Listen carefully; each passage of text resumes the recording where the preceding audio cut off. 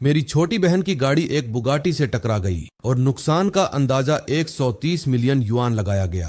Car की मालकिन सुश्री पेई थीं, बीजिंग की सबसे रसूखदार और पहुंच से बाहर रहने वाली वारिस। मैंने हिम्मत जुटाई और पूछा कि क्या मैं नुकसान की भरपाई किश्तों में कर सकता हूं। वह सोफे पर पीछे की ओर झुकी, 10 सेकंड तक मुझे गौर से देखा और फिर अपने लाल होठों पर मुस्कान लाते हुए बोली, तुम यह कर्ज खुद को देकर चुकाओगे। मुझे उनसे शादी करने के इच्छुक अनचाहे लोगों को दूर रखने के लिए उनका नकली बॉयफ्रेंड बनना पड़ा। बदले में उन्होंने मेरा कर्ज चुकाया, मामले को सुलझाया और मुझे उस म्यूजिक डिपार्टमेंट में ट्रांसफर होने में मदद की जिसमें शामिल होने का मैंने हमेशा सपना देखा था। मेरा एकमात्र काम यह दिखावा करना था कि मैं उनसे प्यार करता हूँ। नेशनल वायलिन कंपटीशन के दिन मैंने दर्शकों के बीच से पेई यानरन को गोल्ड मेडल जीतते हुए देखा। अपने कोच के साथ जश्न मनाने के बजाय वह सफेद गाउन पहनने के लिए बैक स्टेज भागी, फिर भीड़ के बीच से होती हुई आई और सीधे मेरी बाहों में समा गई। उन्होंने पहले से तैयार की हुई अंगूठियों का एक जोड़ा निकाला। आचेन, क्या तुम मुझसे शादी करोगे? भीड़ चिल्ला उठी। उन अंगूठियों की कीमत 410 मिलियन युआन थी, लेकिन उसी रात उनकी मां ने जबरदस्ती उन्हें यूके जाने वाली फ्लाइट में बिठा दिया। मैंने एयरपोर्ट के शीशे के पीछे से उन्हें टूटते हुए दिल के साथ देखा। गहरी मोहब्बत भरी नजरों से मुझे देखते हुए उन्होंने अपने आखिरी शब्द कहे मेरे वापस आने का इंतजार करना। 5 साल बाद लंदन की एक सड़क पर एक शानदार और आकर्षक महिला एक बड़ी स्क्रीन के सामने खड़ी थी जिस पर पिछले कुछ सालों की मेरी तस्वीरें दिखाई जा रही थीं। उन 5 सालों में अपने म्यूजिकल टैलेंट की बदौलत मैं कर्ज में डूबे एक आम आदमी से इंटरनेशनल स्टेज का स्टार बन चुका था। एक युवा चीनी महिला उनके पास आई और पूछा, मैम, क्या ये आपके आइडल हैं? वह महिला हिली नहीं, उनकी आवाज शांत लेकिन दृढ़ थी। मेरे पति। इसी बीच मेरा असिस्टेंट तांग क्यू उत्साह से चिल्ला रहा था, भाई चेन, हमें एक प्राइवेट परफॉर्मेंस के लिए एक और इनविटेशन मिला है। वह किसी 200 पाउंड वजन वाले बच्चे की तरह उत्साहित था। मैंने बस अपना सिर हिलाया। यह तो बस एक प्राइवेट परफॉर्मेंस थी। क्या सच में इतना परेशान होने की जरूरत थी? तांग क्यू मेरे पास झुका जैसे कोई राज की बात बता रहा हो और धीमी आवाज में बोला, इस बार मामला अलग है। अंदाजा लगाओ वे कितना ऑफर कर रहे हैं। मेरी आम प्राइवेट परफॉर्मेंस के लिए मुझे आम तौर पर लगभग 5 लाख युआन मिलते थे। उसके हाव भाव देखकर मैंने अंदाजा लगाया। 8 लाख? उसने जोर से सिर हिलाया। नहीं नहीं, और ज्यादा सोचो, 8 लाख से कहीं ज्यादा। कौन था वो बेवकूफ? 10 लाख। तांग क्यू ने होंठ सिकोड़े। और ज्यादा है, बहुत बहुत ज्यादा। यह बात बिल्कुल नामुमकिन लग रही थी। मैं सावधान हो गया। कहीं यह मुझे म्यांमार भेजकर मेरी किडनी निकालने का कोई महंगा लालच तो नहीं है। मैं यह काम नहीं करने वाला। मेरी जान सबसे जरूरी है। मेरी प्रतिक्रिया पर तांग क्यू हंसा और भरोसा दिलाते हुए अपनी छाती थपथपाई। तुम क्या सोच रहे हो? परफॉर्मेंस यही देश में है, बीजिंग में। सुना है क्लाइंट एक युवा वारिसन है जो अभी अभी यूके से लौटी है। मेरी उत्सुकता तुरंत बढ़ गई। क्या तुम्हें पता है वह कौन है? कोई अंदाजा नहीं। वे इसे काफी रहस्यमय रख रहे हैं। बस इतना पता है कि उसका सरनेम पेई है। उस सरनेम ने मेरे दिल की धड़कन बढ़ा दी, जैसे मेरे दिमाग के किसी गहरे कोने में कोई चीज हिल गई हो। अरे हाँ, जो धुन बजाने के लिए कहा गया था वह थी गुमेंग। रुको, गुमेंग, यह नाम सुनकर कुछ याद क्यों आया? यह बहुत जाना पहचाना लगा। मैंने अपनी भौहें सिकोड़ी और उस याद को पकड़ने की कोशिश की, लेकिन वह हाथ नहीं आ रही थी, जैसे मेरे दिमाग की गहराइयों में धूल की परतों के नीचे दबी हो। जब मैं उसे याद करने की कोशिश कर रहा था, तभी तांग क्यू ने एक चौंकाने वाली रकम बताई। 5.2 मिलियन। 5.2 मिलियन। यह नंबर ही साफ साफ कह रहा था, मैं तुमसे प्यार करती हूँ। इतनी रोमांटिक कोशिशें, क्या वह तुम्हें पसंद करती है भाई चेन? आखिर कौन सी महिला हमारे प्रेसिडेंट जियांग के प्यार में डूबी हुई है और चुपके चुपके उन्हें याद कर रही है? मैं अपनी सोच से बाहर निकला और बेपरवाही से उसकी तरफ देखते हुए कहा, तुम कुछ ज्यादा ही सोच रहे हो। यह प्राइवेट परफॉर्मेंस बीजिंग के सबसे खास और महंगे इलाकों में से एक मोलान मैंशन में होनी थी। क्लाइंट ने मुझे लेने के लिए रोल्स रॉयस फैंटम भी भेजी थी। तांग क्यू की आंखें हैरानी से फैल गईं। अरे बाप रे, क्या एक यंग मिस का रुतबा ऐसा ही होता है? यह तो बहुत ही आलीशान है। इस दुनिया में एक और अमीर इंसान होने में क्या बुराई है? इसमें क्या गलत है? मैं मन ही मन मुस्कुराया। इस महीने तुम्हारी सैलरी बढ़ेगी। यह सुनते ही तांग क्यू खुशी से चिल्ला पड़ा, प्रेसिडेंट जियांग, आप कितने दरिया दिल हैं। रोल्स रॉयस फैंटम आसानी से चलती हुई मोलान मैंशन कॉम्प्लेक्स में दाखिल हुई और एक बहुत बड़े आलीशान घर के सामने रुकी, जो दूर दूर तक फैला हुआ लग रहा था। सजावट बेहद शानदार थी। हर तरफ अमीरी और शान और शौकत झलक रही थी। मैं मन ही मन हैरान हुए बिना नहीं रह सका। आखिर कौन थी यह यंग मिस जो इतनी अमीर थी? बटलर और नौकर दरवाजे पर सम्मान के साथ इंतजार कर रहे थे। Mister Jiang, please. मैंने हल्का सा सिर हिलाया। मेरे मन में एक अजीब सा एहसास हो रहा था। घर में घुसने पर बटलर मुझे एक ड्रेसिंग रूम में ले गया, जहां एक नौकर ने मुझे एक पोशाक दी। मैंने ऊपर देखा तो वह पारंपरिक चीनी शैली का परिधान था, जो हान और तांग राजवंशों की याद दिलाता था। कृपया इसे पहन लें, थोड़ी देर में कोई आपको तैयार करने आएगा। ठीक है, धन्यवाद, मैंने विनम्रता से जवाब दिया। मैंने जल्दी से परफॉर्मेंस वाली पोशाक पहन ली। फिटिंग एकदम सही थी, जैसे वह खास तौर पर मेरे लिए ही बनी हो। कपड़े बदलने के बाद एक स्टाइलिस्ट ने मेरे बाल बनाने शुरू किए। लगभग 20 मिनट बाद मैं पूरी तरह तैयार हो गया और बटलर मुझे परफॉर्मेंस स्टेज तक ले गया। मैंने दर्शकों की ओर देखा और एक महिला को देखा जो बहुत ही शालीन और सुंदर लग रही थी। हालांकि रोशनी कम थी, इसलिए मैं उसका चेहरा ठीक से देख नहीं पाया। फिर भी उसकी नजरें मुझ पर ऐसे टिकी थीं जैसे कोई गहरी छाप छोड़ रही हों। इससे पहले कि मैं कुछ कह पाता, उस औरत ने अपना हाथ उठाया और मुझे शुरू करने का इशारा किया। मैंने खुद को संभाला और अपनी पूरी जान लगाकर परफॉर्मेंस दी। जब यह खत्म हुई तो मैंने दर्शकों के सामने सिर झुकाकर अभिवादन किया, लेकिन जैसे ही मैं स्टेज से नीचे उतरा, एक नौकर ने मेरा रास्ता रोक लिया। मिस्टर जियांग, हमारी यंग मिस आपको डिनर पर बुलाना चाहती हैं। ये शब्द सुनते ही मैं स्वाभाविक रूप से मुड़कर देखने लगा। रोशनी कम होने के कारण उसका चेहरा साफ नहीं दिख रहा था। जैसे ही मैं स्टेज की लाइटों के सामने उसके करीब गया, उसके चेहरे के नए नक्श साफ दिखाई देने लगे।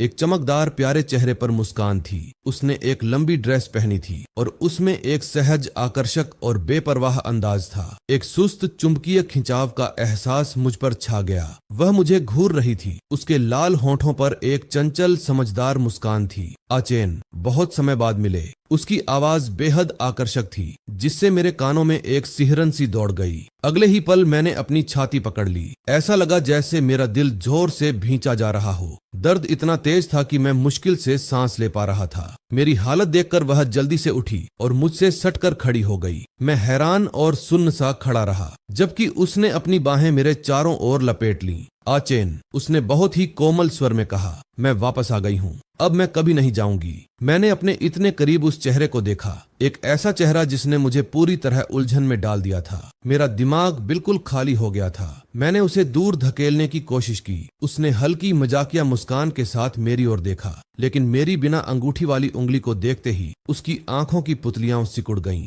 मैंने अनजाने में ही माथे पर बल डाला और उदास आवाज में पूछा, क्या हम एक दूसरे को जानते हैं? एक पल में उसके होठों पर मुस्कान जम गई। वह मुझे ध्यान से घूरने लगी। उसकी आवाज कांप रही थी जब उसने अविश्वास के साथ पूछा, जियांग चेन, क्या तुम सच में मुझे भूल गए हो? मैंने बहुत कोशिश की, लेकिन ऐसा लगा जैसे मेरी यादें पूरी तरह से बंद हो गई हों। मैंने अपना सिर हिलाया। माफ करना, आप जानी पहचानी लग रही हैं, लेकिन सच में मुझे याद नहीं आ रहा। माहौल एकदम शांत हो गया। वह बहुत उदास लग रही थीं। मैंने जल्दी से नजरें हटा लीं। उनकी आंखों में देखने की हिम्मत नहीं हुई। उस अजीब उलझन भरे तनाव से बचने के लिए मैंने जल्दी से उन्हें दूर धकेल दिया। मिस पेई, क्या आपको कुछ और चाहिए? अगर नहीं तो मैं अपने कपड़े बदलने जा रहा हूँ। उन्होंने एक पल के लिए हिचकिचाहट दिखाई और फिर ठंडे बेरुखे लहजे में जवाब दिया, मैं जाने के लिए मुड़ा, लेकिन मुझे अभी भी उनकी भारी नजरें अपने पीछे महसूस हो रही थीं। यहाँ तक कि मुझे उनसे निकलती नाराजगी भी महसूस हो रही थी। मैं एक पल के लिए रुका और सॉरी कहा, फिर जल्दी से चला गया। मैं अपने कपड़े बदलने के लिए ड्रेसिंग रूम में गया। मेरा दिल अभी भी तेजी से धड़क रहा था। तांग क्यू उत्साह से मेरे पास आया। प्रेसिडेंट जियांग, क्या आप पेई परिवार की वारिस को जानते हैं? मैं रुका और आईने में दिख रहे अपने हैरान चेहरे को देखा। कपड़े बदलने के बाद मैंने कहा, शायद। तांग क्यू की आंखें तुरंत चमक उठीं। अरे वाह, वह कितनी खूबसूरत है, बिल्कुल देवी जैसी। वह चेहरा, वह फिगर। वह मेरे कान के पास झुका और धीरे से फुसफुसाया।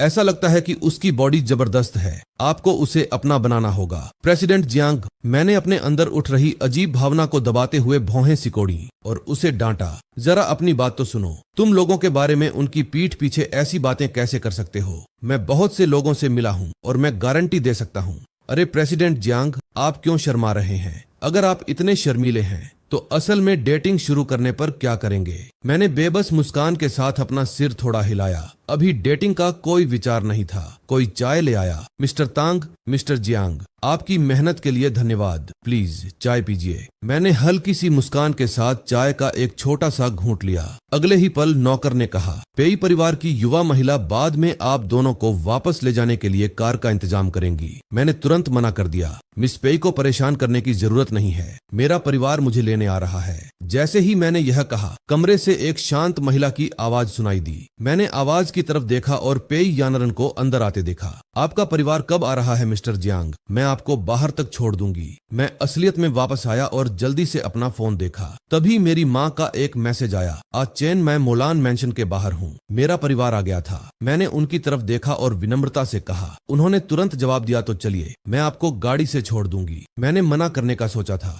लेकिन उनकी हालत देखकर मैंने हाँ में सिर हिला दिया। आपको परेशान करने के लिए माफ करना मिस पेई। जैसे ही मैं मोलान मेंशन से बाहर निकला, मेरी नजर एक शानदार मेबैक कार पर पड़ी। मेरी माँ सोंग हुईलान उसके पास खड़ी थी। मुझे देखते ही उन्होंने आवाज दी, आ चेन। मैं तेजी से उनके पास गया। माँ, उन्होंने मुझे फूलों का एक गुलदस्ता दिया और मैंने खुशी खुशी उसे ले लिया। धन्यवाद माँ। आंटी सोंग, मेरी माँ ने नजर दौड़ाई, लेकिन उनकी नजर अनजाने में पेई यानरन पर पड़ी। उनके चेहरे पर मौजूद प्यार भरी मुस्कान तुरंत गायब हो गई। ये मिस पेई हैं, है ना? नमस्ते मिस पेई। पेई यानरन की साफ आंखों में तुरंत लाली छा गई। अपनी भावनाओं को काबू में रखते हुए उन्होंने मेरी माँ की तरफ हल्का सा सिर हिलाया और शांत बेपरवाह लहजे में कहा, मुझे कुछ काम है इसलिए मैं अब जा रही हूँ। ये शब्द पूरी तरह से हवा में घुल भी नहीं पाए थे कि वह मुड़ी और सीधे चली गईं। जैसे ही वह मुड़ी, उनके गालों पर चुपचाप आंसू बहने लगे। मोलान मेंशन के बेडरूम में वापस पेई यानरन एक आर्म चेयर पर बिना हिले डुले बैठी रहीं।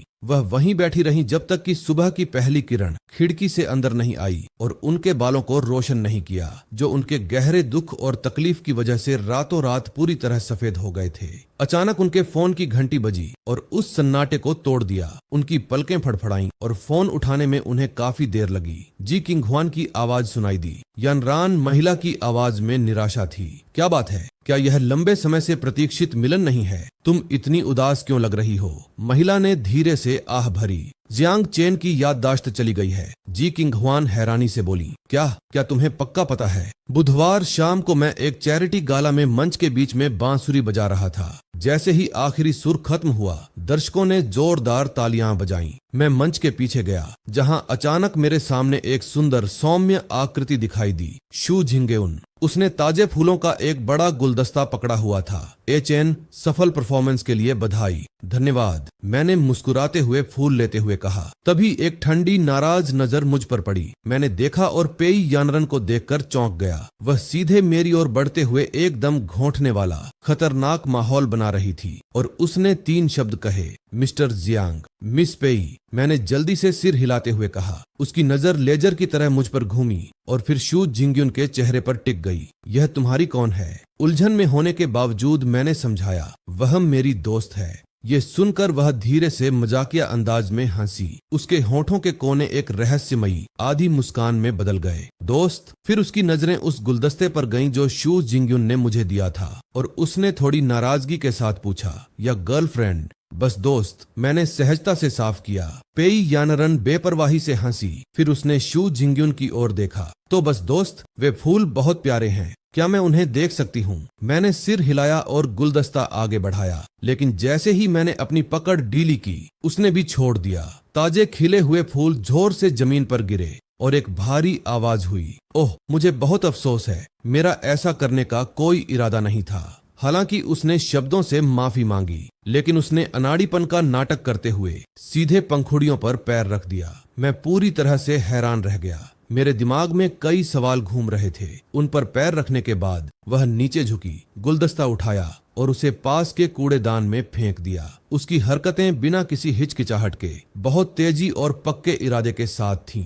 उसने फिर से मेरी ओर देखा। उसके चेहरे पर वही सच्ची माफी का भाव था। मुझे सच में अफसोस है मिस्टर जियांग, लेकिन मेरा ऐसा करने का कोई इरादा नहीं था। उसने आगे कहा, मैं बाद में आपके लिए एक नया गुलदस्ता खरीद दूंगी। मैं पूरी तरह से अवाक रह गया। वह कैसे कह सकती थी कि यह जानबूझकर नहीं किया गया था। उसके मुंह से निकले शब्दों के अलावा उसके पूरे व्यवहार से साफ पता चल रहा था कि यह जानबूझकर किया गया था। झगड़ा करने की कोशिश करने के मेरे सबसे बुरे पलों में भी मैंने कभी इतनी बेबाकी से कुछ नहीं कहा। मिस्टर जियांग, आप कुछ क्यों नहीं कह रहे हैं? उसने मासूमियत का नाटक करते हुए पूछा। क्या आप मुझसे नाराज हैं? मैं इतना परेशान था कि मुझे हंसी आ गई। मैं बस इतना ही कह पाया, नहीं। मैं शू जिंगयुन से माफी मांगने के लिए मुड़ा, लेकिन जैसे ही मैं कुछ कहने वाला था, यह बस फूलों का एक गुलदस्ता था। पेई यानरन ने रूखेपन से मेरी बात काट दी। मुझे यकीन है कि मिस शू ऐसी इंसान नहीं है जो ऐसी छोटी छोटी बातों पर बुरा मान जाए,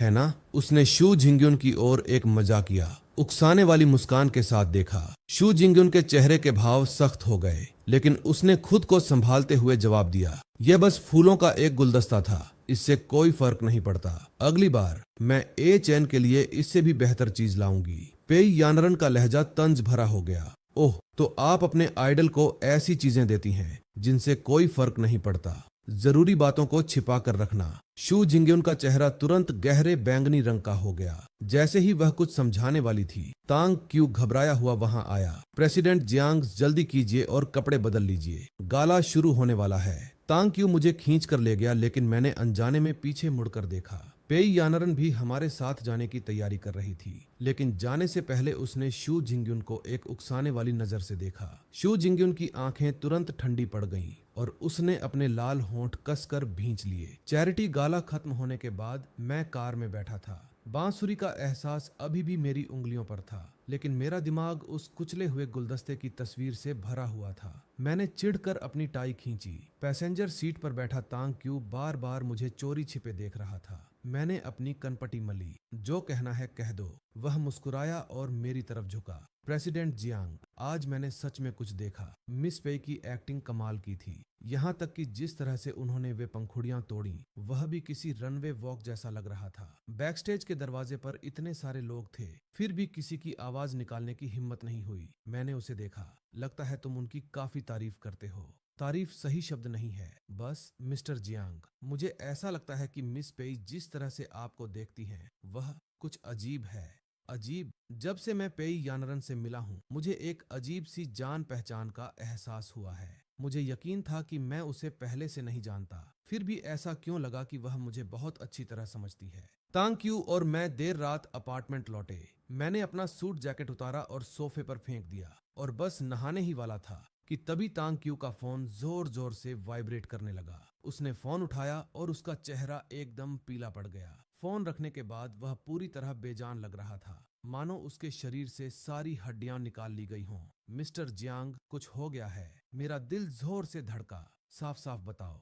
साल के दूसरे हिस्से के लिए हमारे सभी कमर्शियल प्रोग्राम कैंसिल हो गए हैं। मैं सन्न रह गया। सभी? हुआजिंग ग्रैंड थिएटर का साल के आखिर का गाला, शंघाई फिलहारमोनिक का double concerto, Shenzhen international music festival और मकाऊ का न्यू ईयर ईव शो।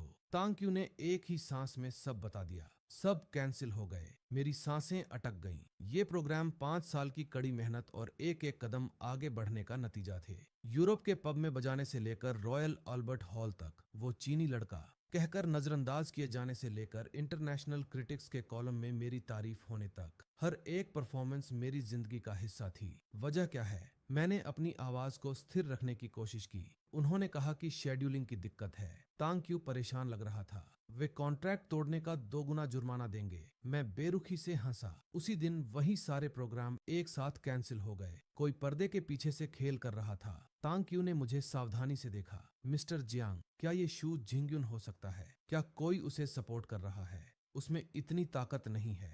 शू जिंगयुन चाहे कितना भी काबिल क्यों ना हो, उसमें इतने सारे टॉप लेवल ऑर्गेनाइजर्स को एक साथ प्रभावित करने का दम नहीं था। जो इंसान ऐसा कर सकता था। मेरा दिमाग घूमने लगा और वह आकर्षक खूबसूरत चेहरा फिर से मेरी आंखों के सामने आ गया। अगली सुबह 8 बजे अपार्टमेंट की डोरबेल बजी। तांग क्यू सतर्क दिखते हुए दरवाजा खोलने दौड़ा। जब वह लौटा तो उसने कहा, प्रेसिडेंट जियांग, कोई आपसे मिलने आया है।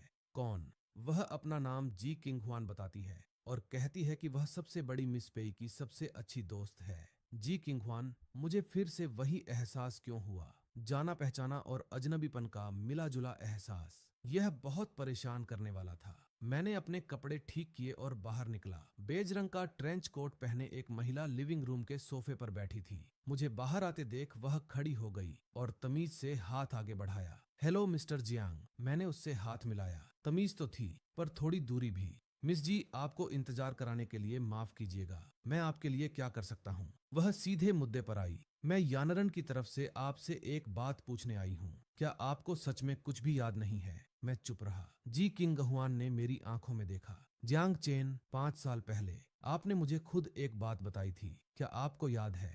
मैंने सिर हिलाकर मना किया। वह मुस्कुराई, एक ऐसी मुस्कान जिसमें एक अजीब सी थकान झलक रही थी। आपने तब मुझसे कहा था, दीदी किंग गहुआन, अगर यानरन को उसकी माँ ले जाती है तो प्लीज उसे रोक लीजिएगा। वही एक औरत है जिससे मैं शादी करूंगा। वे शब्द ऐसे थे जैसे मेरे दिमाग में जबरदस्ती कोई चाबी घुसाई जा रही हो। फिर भी ताला नहीं खुल रहा था। मैंने अपनी कनपटी दबाई। माथे पर ठंडे पसीने की बूंदें आ गईं। माफ कीजिएगा, मुझे सच में कुछ याद नहीं आ रहा। जी किंग हुआन ने अपने ब्रीफकेस से एक डॉक्यूमेंट निकाला। मिस्टर जियांग, यह पेई एंटरटेनमेंट और उन सभी पार्टियों के बीच एक एक्सक्लूसिव बाय आउट कॉन्ट्रैक्ट है जो आपके high and commercial appearance book करती हैं। आज से अगले 3 सालों के लिए पेई एंटरटेनमेंट उन सभी के साथ आपके शेड्यूल के एक्सक्लूसिव अधिकार ले रही है। अगले 3 साल, इसका मतलब था कि पेई यानरन ने चीन में मेरे सभी टॉप लेवल कमर्शियल कामों पर अपना कब्जा कर लिया था। मैंने दांत पीसते हुए पूछा, वह क्या करने की कोशिश कर रही है?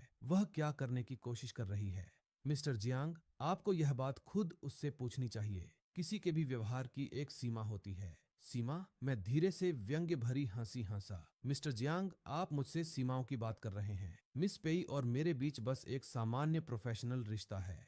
जियांग चेन, हो सकता है कि आप उसे भूल गए हों, लेकिन आप इस बात से अनजान नहीं रह सकते कि 5 साल पहले उसे उस प्लेन में कैसे बिठाया गया था। मेरा सीना कस गया। इसका क्या मतलब था? जी किंग हुआन ने कोई जवाब नहीं दिया। इसके बजाय उसने अपनी जेब से एक पीली पड़ चुकी तस्वीर निकाली और उसे कॉफी टेबल पर रख दिया। इसे देखो। मैं पास गया और तस्वीर उठाई। वह पुरानी थी, उसके किनारे मुड़े हुए थे। उसमें 2 लोग थे, पेई यानरन शादी के गाउन में और मैं सूट में। हमारी आंखों में एक साफ गहरा प्यार और अपनापन था। तस्वीर पकड़े हुए मेरा हाथ जोर जोर से कांपने लगा और मेरे सिर की नसें ऐसे धड़कने लगीं जैसे अंदर कुछ बाहर निकलने के लिए संघर्ष कर रहा हो। एक लड़की स्टेज पर खड़ी है, हाथ में वायलिन लिए, फिर मुस्कुराते हुए मेरी ओर दौड़ती है और मेरी बाहों में समा जाती है। आ चेन, उसने कहा। उसकी आंखें लाल हो गई थीं। क्या तुम मुझसे शादी करोगे? फिर वह तस्वीर टूट गई। मैं लड़खड़ाया। गिरने से बचने के लिए कॉफी टेबल का सहारा लिया। मिस्टर जियांग, जी किंगहुआन घबराकर मुझे संभालने के लिए आगे बढ़ी। मैं ठीक हूँ। क्या तुम्हें कुछ याद आया? क्या सच में? मैंने सिर हिलाया। बस कुछ धुंधली और अधूरी यादें थीं। जी किंगहुआन की आंखों के भाव बदल गए, शुरुआती दुश्मनी से लेकर मिली जुली भावनाओं तक। उसने कुछ सेकंड हिचकिचाहट के बाद आखिरकार कहा, जियांग चेन, 5 साल पहले तुम्हारे और यानरन के अलग होने का कारण यह नहीं था कि उसकी माँ ने मंजूरी दी थी या नहीं। मेरा दिल एक पल के लिए थम सा गया। उस साल तुम्हारे पिता की कंपनी जियांग्स फार्मास्यूटिकल्स पेई परिवार की वजह से दिवालिया होने की कगार पर थी। मेरी आंखें फैल गईं। तुम्हारे पिता की कंपनी को बचाने के लिए यानरन ने उनकी मां के साथ एक सौदा किया। वह जियांग्स फार्मास्यूटिकल्स को डूबने से बचाने के बदले उनकी मां के साथ पढ़ाई के लिए यूके जाने को तैयार हो गई। यह सुनकर मेरा खून जम गया। उसने धीरे से एक फीकी हंसी के साथ कहा, मिस्टर जियांग, हर बार जब किसी मददगार ने तुम्हारे करियर में मदद की, हर बार जब तुम्हें कोई किस्मत वाला या शानदार प्रमोशन मिला, तो पर्दे के पीछे से यानरन ही तुम्हारी मदद कर रही थी। लिविंग रूम में सन्नाटा छा गया। बस मेरे जोर से धड़कते दिल की आवाज सुनाई दे रही थी। मेरी उंगलियां कसकर भींच गईं। 5 साल मुझे लगा था कि अचानक मिलने वाले वे रहस्यमयी निमंत्रण किसी दैवीय किस्मत का नतीजा थे, लेकिन असल में किसी ने मेरे लिए एक सुनहरा रास्ता बनाया था जिसे मैं देख नहीं पा रहा था। फिर भी जब वह 5 साल बाद लौटी तो मैंने उसके चेहरे को देखा और पूछा, क्या हम पहले मिल चुके हैं? जी किंगहुआन ने आह भरी, मुझे सच में तुम्हें यह नहीं बताना चाहिए था। मेरी आवाज भारी थी और उसे देखते समय मेरी आंखें लाल हो रही थीं। तो तुमने मुझे क्यों बताया? उसने खिड़की की ओर इशारा किया। क्योंकि वह पूरी रात सो नहीं पाई और उसके ज्यादातर बाल सफेद हो गए। मैंने झटके से अपना सिर ऊपर उठाया। जियांग चेन, मैंने अपनी जिंदगी में कभी किसी के बाल किसी दूसरे इंसान की वजह से रातों रात सफेद होते नहीं देखे, लेकिन यानरन के साथ ऐसा हुआ। खिड़की के बाहर दिन की रोशनी तेज थी, फिर भी मुझे ऐसा लग रहा था जैसे मैं किसी अंतहीन अंधेरे में डूब गया हूँ। जी किंग हुआन के जाने के बाद तांग क्यू कॉफी लेकर अंदर आया। मुझे सोफे पर बिना हिले डुले बैठा देखकर उसने सावधानी से कप मेज पर रखा। प्रेसिडेंट जियांग, क्या आप ठीक हैं? मैं तस्वीर को घूर रहा था। मेरी उंगलियां धीरे धीरे तस्वीर में दिख रही लड़की के चेहरे को छू रही थीं। काफी देर बाद मैंने धीमी आवाज में कहा, तांग क्यू, एक चीज का पता लगाने में मेरी मदद करो। प्रेसिडेंट जियांग, बताइए। मैंने तस्वीर को पलटा। पीछे सुंदर लिखावट में एक लाइन लिखी थी, एचएन, मैं अपनी पहली शादी सिर्फ तुमसे ही करूंगी। तारीख थी 8 जून 5 साल पहले। मैंने तस्वीर को कसकर पकड़ लिया। मेरी उंगलियों के पोर सफेद पड़ गए। पता लगाने में मेरी मदद करो कि क्या 5 साल पहले 8 जून को जिंग शहर के पश्चिमी उपनगरों में सेंट जॉन्स चर्च में कोई शादी अधूरी रह गई थी। तांग क्यू ने हैरानी से मेरी ओर देखा। प्रेसिडेंट जियांग, आप? मैंने ऊपर देखा, मेरी आंखें लाल थीं। जियांग, तांग क्यू के जाने के बाद मैं पूरी रात सोफे पर बैठा रहा। मैंने उस फोटो को बार बार देखा था, कम से कम 100 बार। तस्वीर में लड़की इतनी मासूमियत से मुस्कुरा रही थी और फोटो में मैं ऐसा दिख रहा था जैसे अभी अभी बसंत ऋतु से बाहर आया हूँ। मुझे नहीं पता था कि मैंने उस इंसान को कैसे खो दिया, उसे कैसे अपने हाथों से जाने दिया। सुबह 6 बजे तांग क्यू अपार्टमेंट में जोर से अंदर आया। उसने दरवाजा खटखटाया नहीं, बस एक्स्ट्रा चाबी से अंदर आ गया। उसके बाल बिखरे हुए थे और उसकी आंखों के नीचे काले घेरे थे। प्रेसिडेंट जियांग,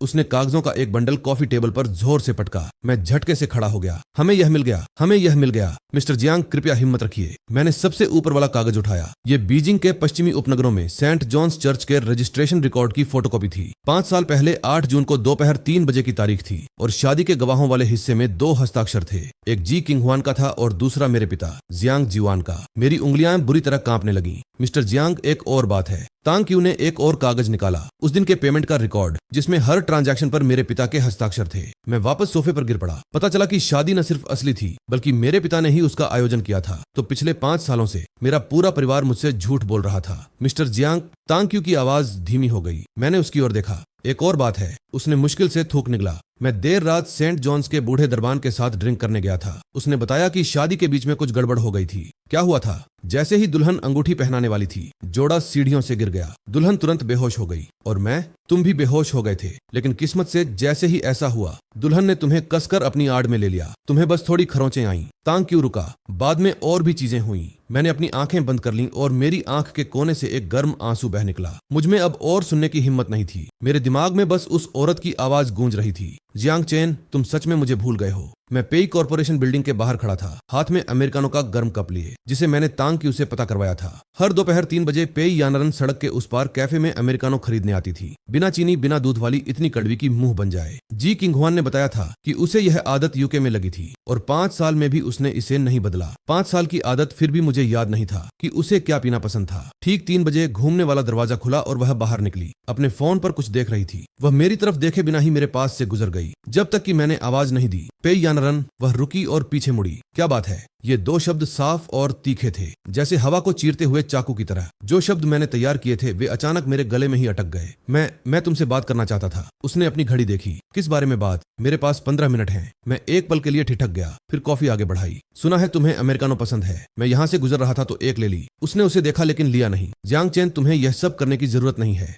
मेरा कोई और मकसद नहीं है। मैं बस माफी मांगना चाहता था। उसने मेरी बात बीच में ही काट दी। उसकी आवाज इतनी शांत थी जैसे वह कोई रिपोर्ट पढ़ रही हो। तुम पहले ही माफी मांग चुके हो, जी किंग हुआन ने मुझे बताया। तुमने कहा मुझे अफसोस है और मैंने उसे मान लिया, बस इतना ही। मैं वहां कॉफी पकड़े खड़ा रहा। अचानक मुझे अजीब सा लगा। हाँ, मैंने माफी मांगी, लेकिन फिर क्या? मैंने धीमी आवाज में कहा, मुझे सच में उस समय के बारे में कुछ याद नहीं है। तुम्हारे बारे में, शादी के बारे में या किसी और चीज के बारे में। मैंने जानबूझकर ऐसा नहीं किया। बस मुझे पता है। जी किंग हुआन ने मुझे सब कुछ बताया। इम्नेसिया, कुछ बातें भूल जाना, मानसिक सदमा, इसके मेडिकल कारण हैं और यह बात लॉजिकल भी लगती है। तो क्या तुम चाहते हो कि मैं ऐसा दिखावा करूं जैसे पिछले 5 साल कभी हुए ही नहीं, सिर्फ इसलिए क्योंकि तुम कहते हो कि तुम्हें याद नहीं? मेरा मतलब यह नहीं था। तो तुम्हारा मतलब क्या था? मैंने उसकी आंखों में देखा। एक शब्द भी नहीं बोल पाया, बस अपनी भावनाओं को दबाते हुए उसे देखता रहा। उसने गहरी सांस ली। जियांग चेन, मैं तुमसे नफरत नहीं करती। किसी से नफरत करना बहुत थका देने वाला काम है। मुझमें इतनी हिम्मत नहीं है। बस मुझे समझ नहीं आता कि तुम्हारा सामना कैसे करूं, इसलिए। वह रुकी। तुम्हें मुझसे मिलने के लिए अलग से कोशिश करने की भी जरूरत नहीं है। हम एक दूसरे के कुछ भी देनदार नहीं हैं। वह जाने के लिए मुड़ी, लेकिन कुछ कदम चलकर रुक गई।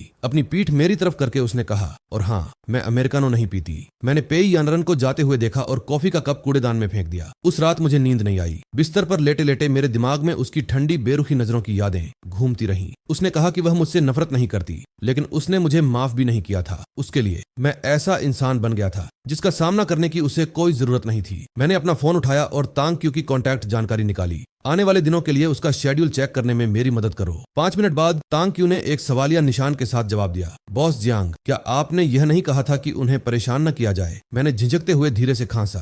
खैर, मैंने अपना इरादा बदल लिया। क्या तुम जांच करने जा रहे हो या नहीं? हाँ, जांच रहा हूँ। आप बॉस हैं, फैसला आपका ही होगा। अगली सुबह जल्दी तांग क्यू ने मेरे फोन पर एक रिपोर्ट भेजी जिसमें पेई यानरन के हफ्ते भर के शेड्यूल की जानकारी थी। जैसे ही मैंने रिपोर्ट देखी, मेरी उंगली स्क्रीन पर रुक गई। गुरुवार अनाथालय, आज गुरुवार है। मैंने खुद को झिझकने का समय नहीं दिया। मैं सीधे अनाथालय चला गया। पहुंचने पर मैं अपनी कार में बैठ गया और दूर से उसे बच्चों के साथ खेलते हुए देखा। वह जमीन पर उकड़ू बैठी थी, एक छोटी लड़की के साथ ब्लॉक बना रही थी जिसने छोटी बनाई हुई थी। जिस तरह से वह मुस्कुराई, वह मेरी याद में एक धुंधली सी तस्वीर के साथ मिल गई। मुझे वह मुस्कान याद थी। सच में मेरा दिल जोर से धड़क उठा। मैं कार से बाहर नहीं निकला। मैं बस वहीं बैठा रहा, उसे खेलते हुए और बच्चों के साथ केक का एक छोटा टुकड़ा शेयर करते हुए देख रहा था। वह खुशी से मुस्कुरा रही थी। कल पेई परिवार की बिल्डिंग के बाहर मैंने जिसे देखा था, उससे बिल्कुल अलग इंसान, इसलिए वह दूसरों के सामने मुस्कुरा सकती थी। जब तक उसकी कार अनाथालय से नहीं निकल गई, मैंने उसका पीछा करने के लिए अपना इंजन स्टार्ट नहीं किया। पेई यानरन घर नहीं गई। इसके बजाय वह शहर के बाहरी इलाके में एक जगह चली गई। मैं उसके पीछे एक पुराने मोहल्ले में गया जहां वह एक म्यूजिक शॉप में चली गई। मैं अपनी कार में 40 मिनट तक इंतजार करता रहा। जब वह बाहर निकली तो उसके हाथ में एक लंबा रेक्टेंगुलर केस था, एक वायलिन केस। उसने ध्यान से केस पैसेंजर सीट पर रखा। जैसे ही वह उसे नीचे रखने के लिए झुकी, उसकी नजर अचानक सड़क के उस पार मेरी कार की तरफ गई और दूर से हमारी आंखें मिली। वह एक पल के लिए रुक गई, फिर सीधी हुई और मेरी तरफ देखा, जैसे यह समझने की कोशिश कर रही हो कि मैं क्या कर रहा हूँ। मैं कार से बाहर निकला और उसके पास गया। तुम्हारे वायलिन को क्या हुआ? उसने मेरी तरफ देखा। इंस्ट्रूमेंट अपनी उम्र दिखा रहा था। बॉडी पर छोटी छोटी दरारें थीं और ऊपर की प्लेट उखड़ने लगी थी। अंकल झाओ ने मेरे लिए इसे वापस चिपका दिया और जब वह कर रहे थे तो तारों का एक नया सेट लगा दिया। उसका लहजा कैजुअल था, जैसे कोई किसी आम दोस्त से बात कर रहा हो। लेकिन मैंने एक बारीक बात पकड़ी। उसकी उंगलियां वायलिन केस के चारों ओर थोड़ी कस गईं। क्या मैं देख सकता हूँ? वह एक सेकंड के लिए हिचकिचाई, फिर केस मुझे दे दिया। मैंने अंदर देखने के लिए केस पलटा और एक लिखा हुआ देखा। मेरी उंगलियां अचानक अकड़ गईं। वाईआर, यानरान के नाम के पहले अक्षर। मैंने उसकी तरफ देखा। तुम्हारे पहले सुनने वाले से कोई गिफ्ट? क्या मैंने इसे तराशा है? मैंने नीचे लिखे हुए पर नजर डाली। क्या मैंने इसे तराशा है? मुझे याद नहीं आ रहा था।